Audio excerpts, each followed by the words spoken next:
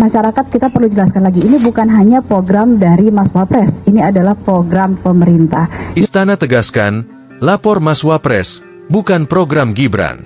Tenaga ahli utama Presidential Communication Office, PCO, Prita Laura menegaskan bahwa program lapor Mas Wapres bukan program milik Wapres Gibran Raka Buming Raka. Dia menyebutkan program pengaduan itu sepenuhnya milik pemerintah. Ini bukan hanya program dari Mas Wapres, ini adalah program pemerintah. Yang artinya di sini ada Presiden Prabowo, ada Mas Wapres Gibran Raka Buming Raka, ada juga berbagai jajaran pemerintahan yang ada di dalam program Lapor Mas Wapres. Kata Prita di Istana Wapres, Jakarta, Kamis, 14 November 2024. Masyarakat kita perlu jelaskan lagi, ini bukan hanya program dari Mas Wapres, ini adalah program pemerintah.